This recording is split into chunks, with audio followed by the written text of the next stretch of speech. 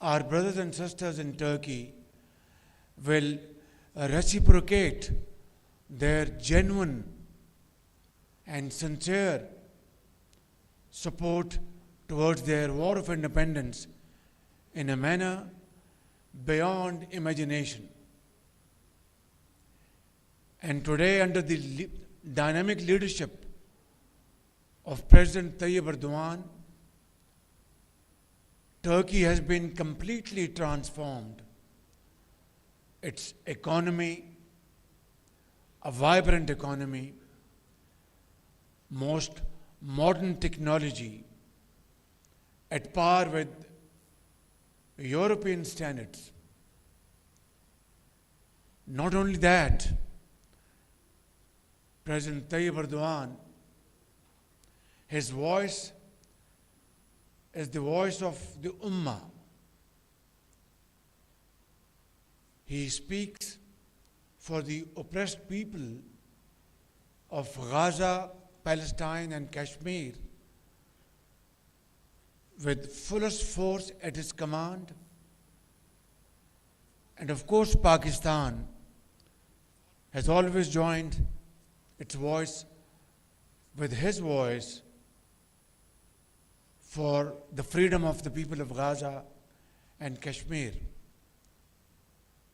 Under the leadership of President Eردوان and Prime Minister Nawaz Sharif, that was the era when investment and trade touched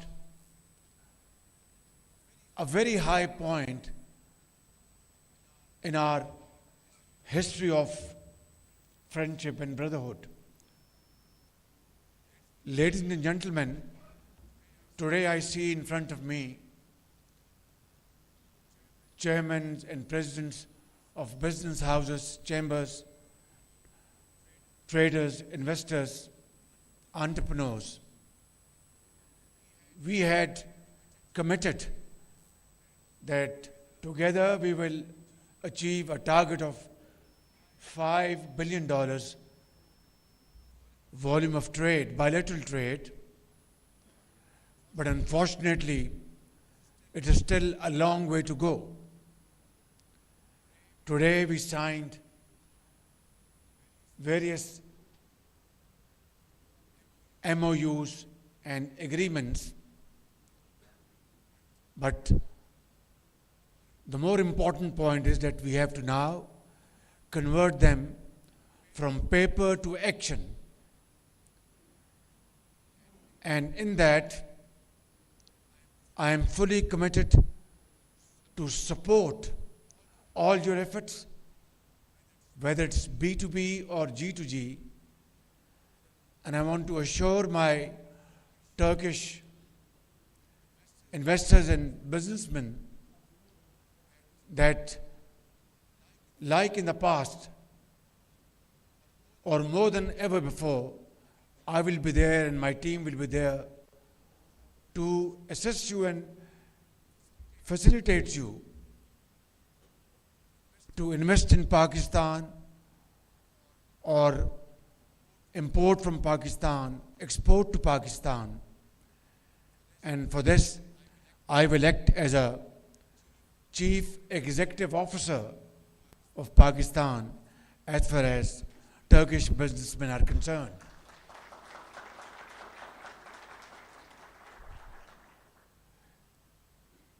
Before I conclude, because my very dear brother, President Eردوان, will address us and give us pearls of wisdom as to how to further forge our brotherly relations, I want to once again sincerely regret whatever inconvenience was caused to you for whatever reason in the past, without going into any kind of political point scoring. Suffice it to say that some of our Turkish businessmen who came to Pakistan with great sense of commitment, and they were absolutely committed to invest in Pakistan. They did that investment, and Pakistan benefited, both sides benefited, but in the end of the day, some of them were given undue inconvenience, and we are extremely sorry for that. This should not have happened. It won't happen, and it shall not happen ever again. Ladies and gentlemen, this is your second home, Pakistan. Here is a great leader, not only of Turkey, but of Islamic world, and we are very proud of his leadership, his qualities, and inshallah, together, we will work harder to make Pakistan and Turkish friendship, our fraternal bond, like two souls and one heart. Pakistan Turkey friendship, Zindabad. Thank you very much. Tashakkur ederim.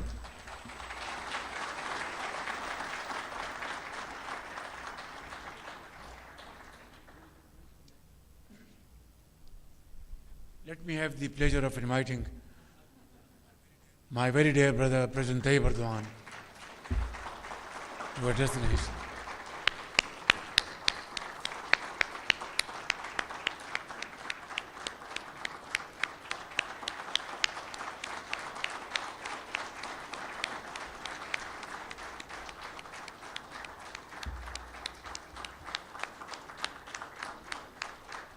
जोर से ताली बजाएं, जोर से भी जोर से.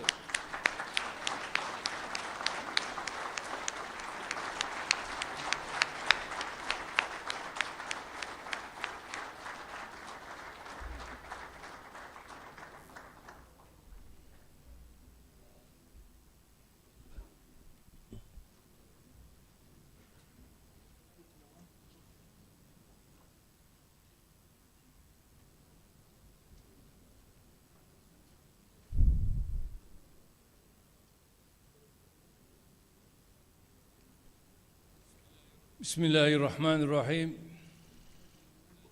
Değerli kardeşim,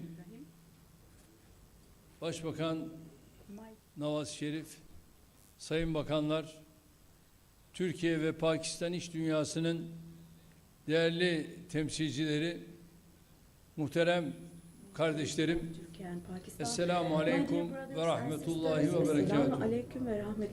Berekatuhu. Sizleri Let me greet you all with most heartfelt feelings and with warm regards. I would like to express my great pleasure in attending this meeting together with my dear brother, Prime Minister Sharif. This meeting brings together the distinguished members of the Pakistani and Turkish business communities, and I wish that it will lead to beneficial outcomes. The existing bond between our hearts provides a fertile ground for realizing the true potential of our trade and economic relations. Our bilateral trade, praise be to Allah, is strengthening year by year. In 2024, our bilateral trade volume increased by approximately 30% compared to the previous year, and thus it reached its highest level ever and reached $1.4 billion. But we are still far behind our target of a $5 billion trade volume. Undoubtedly, we all have a role to play in realizing our potential. In this regard, I believe that expanding the scope of our existing preferential trade agreement and evolving it into a free trade agreement will contribute to a stable and balanced increase in trade volume. In fact, The joint declaration confirming this intention was signed today by our ministers of trade.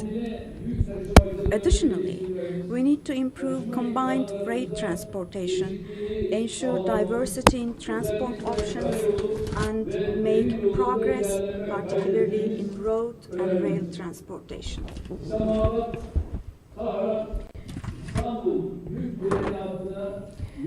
It will be in the interest of our entire region to leverage projects that we can implement with a holistic perspective, such as reactivating the Islamabad-Tehran-Istanbul freight train line, as well as initiatives on the Middle Corridor, the China-Pakistan Economic Corridor, or the Development Road. Pakistan, with its dynamic population of about 250 million, with its fertile agricultural lands and strategic position on international trade routes, is among the leading candidates to become one of the major economies of the future today. Pakistan's evolving economy is expected to undertake significant projects in the coming period, particularly in the fields of energy, agriculture, healthcare, and infrastructure. Turkey recognizes this and is preparing accordingly for this vision. Today, more than 50 of our public and private sector companies are operating in Pakistan. As you already know, Turkey ranks second in the world in contracting services. And Turkish companies have also undertaken projects in Pakistan in the fields of contracting and technical consultancy with a total value of $3.5 billion.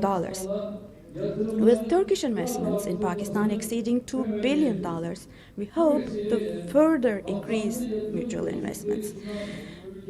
So on this occasion, we would like to invite Pakistani companies to our country, which offers comprehensive investment incentives. Our Presidential Investment Office will guide you throughout the process. Now, here, I want you to know a fundamental truth. As statesmen and as politicians, our duty is to assist our business community, is to open the way for you and remove the obstacles on your path. And we have, in fact, always acted in this direction until today.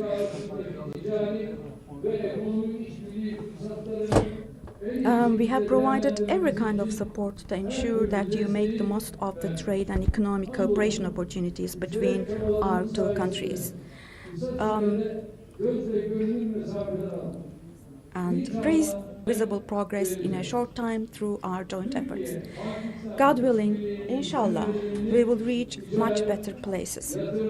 We will reap the benefits of Turkey-Pakistan cooperation in trade, investments, and other areas as well. My dear brothers and sisters, as you already know, on February the 6th, 2023, we experienced one of the biggest natural disasters in history.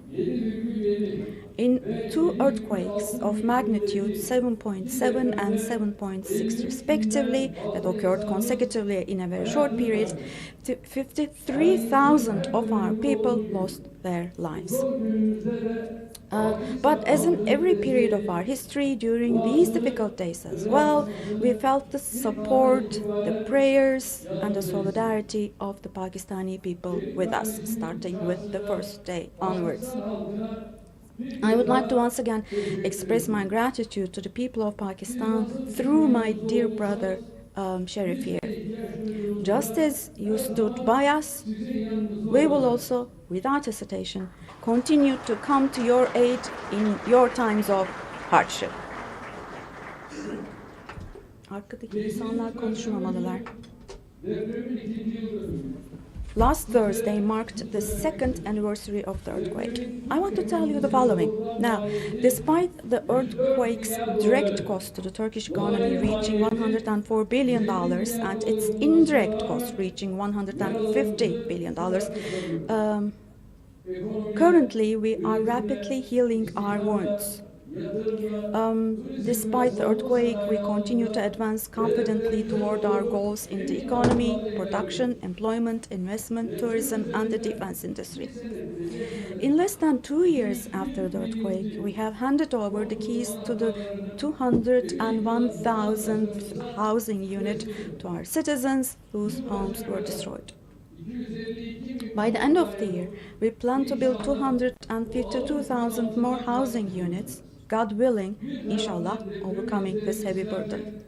While erasing the traces on the earthquake on one hand, we continue our economic advancements without slowing down on the other. In 2024, we broke the record of the last 100 years with $262 billion in exports. In the last year, we have achieved an employment increase of 986,000 people. Our employment figures have risen to 32,748 million people. And we have hosted more than 62 million people, and the reserves of our central bank is on the rise. And there are hot conflicts in our region, and there are global uncertainties in the global markets. In spite of these, thank God we have been successful in these areas. Now, the conflicts and oppression in our neighbor Syria, which have continued for 13 and a half years now, gave way to an atmosphere of hope as of 8th of last December. And we will work together with the new administration in Syria, and economy, investment, and trade. We will enter into a new process, entirely new process. My dear sisters and brothers, another important positive news, as you know, is the following. On the 19th of January, the good news came from Gaza. In Gaza, which has endured massacres and genocide by the occupying Israel for 15 months, a temporary ceasefire was eventually achieved thanks to a process in which we, as Turkey, also contributed. Now, our Gazan brothers and sisters are keeping to their promise, but unfortunately, because Israel hasn't been keeping its promise, the day before yesterday, unfortunately, the ceasefire again has bumped into a ceasefire, and again our region, they are trying to drag our region into blood and tears. Let me say the following, especially. Gaza belongs to our Gazan brothers and sisters, and inshallah, forever it will remain to be so.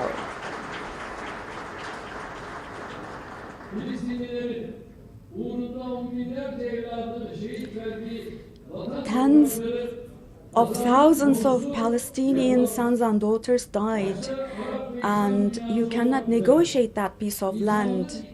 And the Alliance of Humanity, including Arab countries, should not leave the people of Gaza alone. I believe they won't do that. A new Nekbah should not be experienced, and to make sure that does not happen, we also will continue to do our best as far as we can. My dear sisters and brothers, Turkey and Pakistan are in a strategic region and also a challenging region. Both of us, we all know, due to the unfolding events around us when it comes to the economy, all the way to security, in a wide range, we experience a lot of challenges. But in spite of these, and in order to be able to overcome all difficulties, we do have the ambition, the capacity, and the strength to be able to do that. Thank God. Turkey and Pakistan, if they act hand in hand, shoulder to shoulder, we can contribute to the peace and welfare of this region in so many different ways. And for this, we will hold on to our targets tightly. We won't focus on challenges but on opportunities. We won't be crushed under problems. Rather, we will work for solutions. and we will make sure that we leave a better and happier and richer Turkey and Pakistan to our children. We'll work hard to do that. I hope God will help us as we do this. With these thoughts in mind, let me talk about the documents that we signed in line with our 7th strategic high-level cooperation meeting today. I hope those documents will prove to be beneficial for both countries. Municipal services, solar energy and wind energy, and contracting services, halal industry, IT technologies, ICT technologies, trade and investment. So with your contributions, all of these, including health tourism, will, I'm sure, improve. I want to reaffirm once again our full commitment to supporting the mutual investment and activities of our business communities. We have full will. I hope that your discussions and contacts within the framework of this business forum here will bring prosperity to our countries and to our regions. Tonight, we will enjoy the Lay Barat tonight. And on the 1st of March, we will enjoy the first night of Ramadan. Let me hope for all of us that both of these days will bring blessings to us and will be instrumental in introducing solidarity, peace, and improvement to our peoples, to the whole world. All of my Pakistani sisters and brothers, my greetings to you for your hospitality, my warm greetings to you, and all the best to you, sincerely from the bottom of my heart.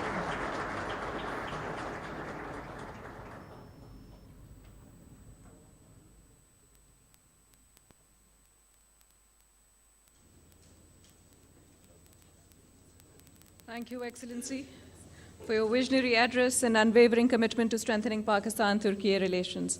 Ladies and gentlemen, with this we conclude this session of the Pakistan-Turkey Business Forum and hope that this gathering will serve as a catalyst for greater collaboration, stronger